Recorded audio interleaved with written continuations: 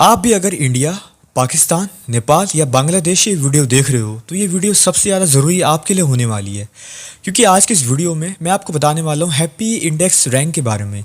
Happiest index rank का मतलब होता है कौन सा देश इस पूरे वर्ल्ड में किस रैंक में आता है हैप्पीएस्ट के मुकाबले। हैप्पीएस्ट का मतलब होता है खुशियाँ। अगर कोई देश हैप्पीएस्ट इंडेक्स रैंक में ऊपर है, इसका मतलब है वो देश खुश है। और खुश रहने की क्या वजह होती है?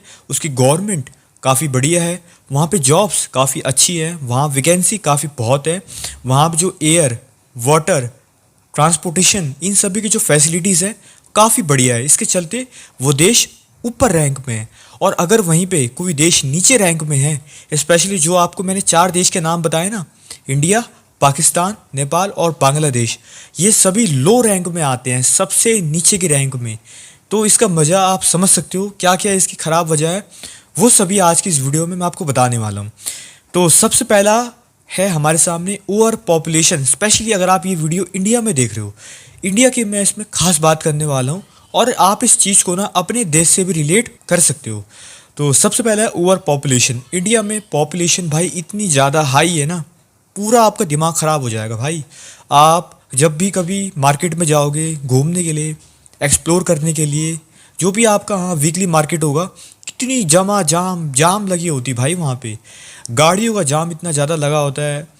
आज की तारीख में तो भाई ऐसे है, हर बंदे ने अपने घर के बाहर जो है एक एक स्कूटी, एक एक बाइक लगा के बाकायदा, कि ये बताने के लिए कि भाई ये मेरा एरिया है। और ना ये सभी जब गाड़ियाँ निकलती है ना रोड के बाहर, इतना दिमाग ख़राब होता है, हॉर्न इतनी ज़्यादा मारती है। तुम जॉब में जा रहे हो, तुम कॉलेज में जा रहे हो, तुम स्कूल में जा रहे हो और देख रहे हो भाई बाइक वाला इतने ज़्यादा आए जा रहे हैं। तुम अगर आपको अगर रास्ता भी क्रॉस करना है, इतनी ओवर पॉपुलेशन है भाई, तुम वेट करते रह जाओगे भाई कि गाड़ी रुके, आना बंद हो, उसके बाद मैं जाऊं, लेकिन वो मौका आएगा नहीं। क्यों? क्योंकि ओवर पॉपुलेशन इतनी कूट कूट के भरी है। ऐसी बात नहीं कि ओवर पॉपुलेशन बुरी बात है, ओवर पॉपुलेशन तो चाइना में भी है। सोचो भाई, वो देश के अंदर भी ओवर पॉपुलेशन है, बाकी भी ऐसे कितने देश हैं जिन पे ओवर पॉपुलेशन है, लेकिन वो देश डेवलपमेंट में भी कितने ऊपर है। क्यों? क्योंकि उसमें आता है सेकंड पॉइंट, वो है हमारी गवर्नमेंट। मुझे ये कहते हुए अच्छा नहीं लग रहा, लेकिन सच्चाई तो यही है कि हमारी जो देश की गवर्नमेंट है वो काफ़ी ख़राब है। इससे पहले जब हमारा भारत गुलाम था, उस समय थे वहाँ पे गोरे अंग्रेज़ और आज है काले अंग्रेज़। ये दोनों का ही काम है हमारे देश को लूटना है, देश को बर्बाद करना है, देश की डेवलपमेंट जाए भाड़ में। इनको तो बस अपने संपत्ति कमानी है, पैसा कमाना है और आगे आने वाले वक्त में जनरेशन वेल्थ इकट्ठा करनी है, ताकि ये अगर गवर्नमेंट में ना भी हो, अगर ये कभी सत्ता में ना भी बना रहे, फिर भी जो है इनके पास इतना पैसा हो कि इनकी पीढ़ी बैठ के खा पाए। हो सकता है मेरी वीडियो हो जाए टेक डाउन, बट कोई बात नहीं, मेरे पास राइट टू स्पीच है बोलने का, जो कि सच्चाई आपको बता रहा हूँ मैं। हमारी देश की गवर्नमेंट काफ़ी ख़राब है भाई।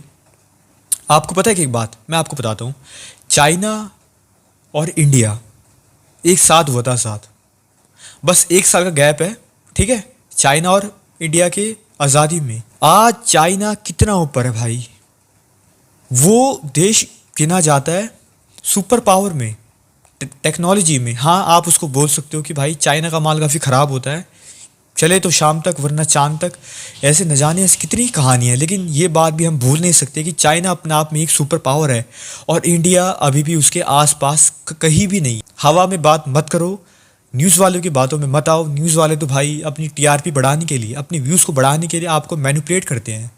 हवा में बात करते हैं इंडिया बनेगा सुपर पावर, इंडिया बनेगा वासुदेव कुटुम्बकम, है ये बनेगा विश्व गुरु। लेकिन भाई जब तक हमारी देश की गवर्नमेंट ही अच्छी ना हो ना, तब तक वो देश आगे बढ़ ही नहीं सकता। गवर्नमेंट को आप ऐसा मान सकते हो, गवर्नमेंट होते हैं माता पिता। जैसे कोई फैमिली में अगर माता पिता अच्छे हैं, एजुकेटेड हैं, वो अपने बच्चों को सच में चाहते हैं कि वो आगे चल के नाम कमाएं, ठीक है, अपने बच्चों को ऊपर पहुंचाना चाहते हैं, तो वो बच्चों को अच्छे से एजुकेट करेंगे। जो भी फैसिलिटीज़ होते हैं, हवा, पानी, जॉब्स, ट्रांसपोर्टेशन, इन सभी को ना वो बेहतर बनाएंगे। लेकिन हमारे देश तो चाहता ही नहीं है भाई, कि वो ऐसा चाहता ही नहीं है कि हमारा देश आगे बढ़े। चाहता भी है तो वो थोड़े थोड़े काम कर देता है। मतलब क्या करता है, फ्री में आटा चावल ले लो, लोग कहते हैं वाह भैया वाह, ये सरकार कितनी अच्छी है, फ्री में आटा चावल दे रही है। बट सच्चाई तो ये है ना कि वो आपको गुलाम बना रही है। फ्री में सामान दे के ना आपको आदत पड़ जाएगी फ्री में सामान लेने की। मैं आपको बात बताऊं, अगर आपके पास 2 ऑप्शन है, या तो आप ज़िंदगी भर फ्री में सामान ले लो, ठीक है। मतलब कि फ्री में सामान लेने का मतलब है कि दूसरों के टुकड़े में पलना। या तो मैं आपको कहता हूँ कि अच्छे से तुम पढ़ लिख लो, कोई बिजनेस करो या जॉब करो, अपना पैसा इन्वेस्ट करो और खूब कमाओ, तो आपको ज़रूरत ही नहीं पड़ेगी भाई उनके टुकड़ों में पलने की। आप बैठ के कमाओगे और बहुत ज़्यादा कमाओगे और ज़्यादा खाओगे। लेकिन सरकार यही तो नहीं चाहती। वो नहीं चाहती कि अगर हम एजुकेटेड हो गए तो देखो, कोई भी देश अगर हो गया ना एजुकेटेड, तो वो सवाल उठाएगी सरकार के ऊपर कि तुम ऐसे क्यों कर रहे हो। लेकिन वो सरकार चाहती नहीं है, इसलिए वो हमें एजुकेटेड उतना करती भी नहीं है, ताकि हम सवाल ना उठाए और जो ये उनकी सत्ता है वो ऐसे ही चलती रहे।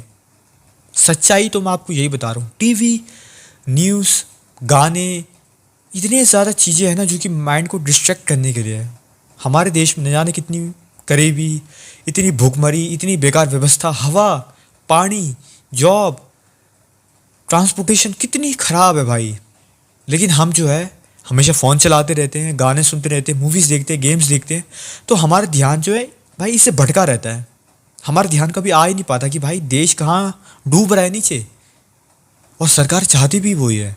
तो अगर सरकार बढ़िया हो ना तो कोई भी देश जो है चाइना के टक्कर का पहुंच सकता है भाई। चाइना ने भी ये बात साबित कर दी, भले वहाँ पे डिक्टेटरशिप है, यानी कि तानाशाह।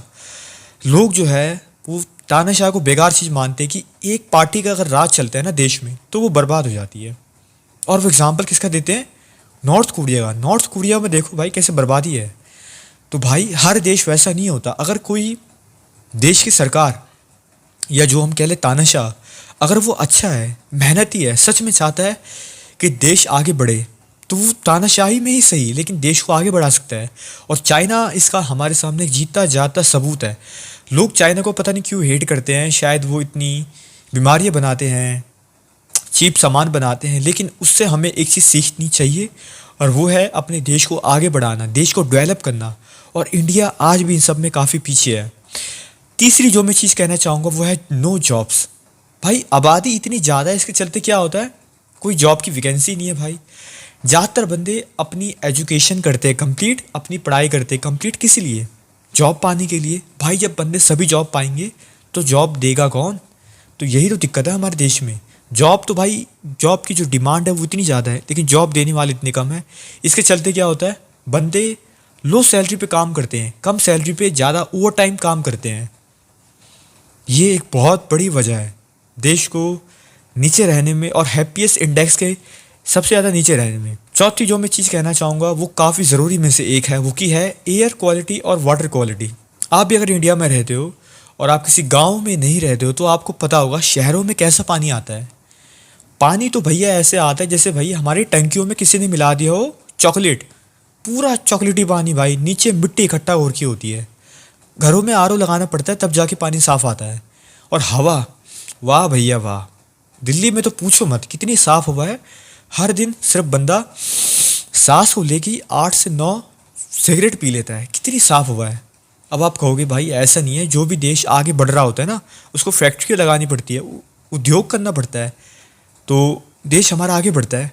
भाई चाइना भी तो है, आप जरा गूगल मैप करके देखना, वहाँ पे चाइना में देखना, वहाँ पे उसमें एक ऑप्शन आता है एयर क्वालिटी का, उसमें चेक करना आप, कितनी साफ़ हवा है भाई उस देश के अंदर। पॉपुलेशन भी हमसे थोड़ी कम है, डेवलपमेंट कितनी ज़्यादा है भाई वहाँ पे। तो सोचो हमारे वहाँ तो इतनी डेवलपमेंट है भी नहीं, वहाँ पे कितनी ऊपर लेवल की डेवलपमेंट है।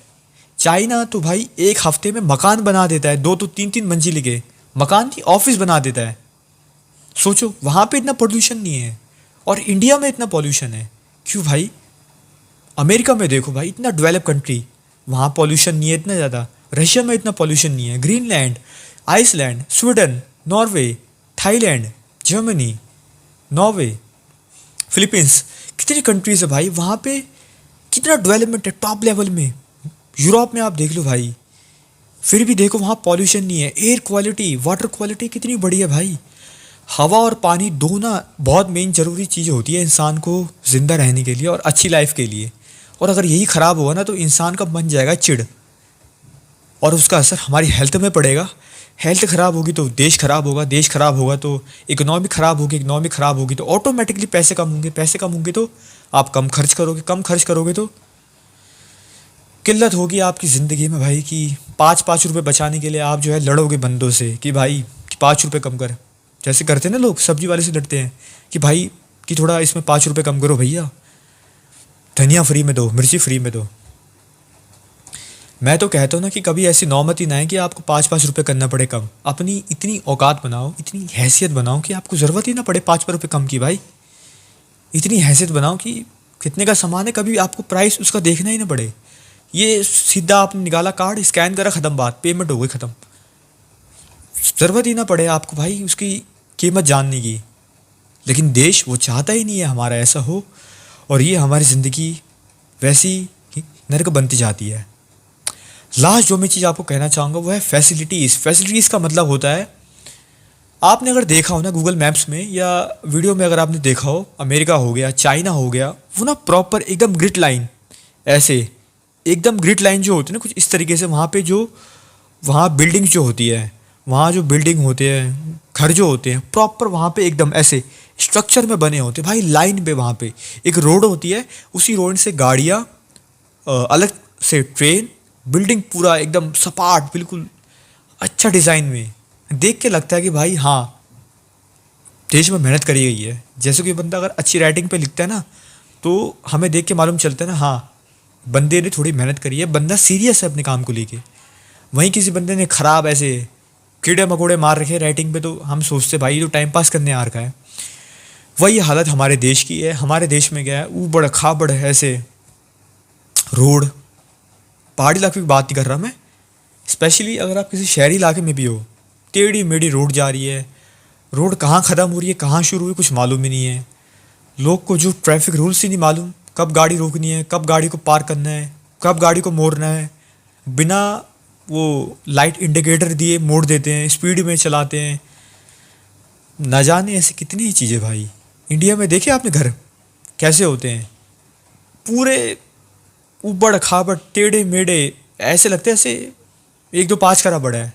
1-2-5 का मतलब होता है काम को ऐसे निपटा देना जल्दी से। वहीं पे आप देखते हो जापान, चाइना, रशिया, अमेरिका में प्रॉपर वहाँ पे ग्रिड लाइन में जो है, वहाँ पे जो भी वहाँ का इंफ्रास्ट्रक्चर है वो वहाँ पे प्रॉपर है।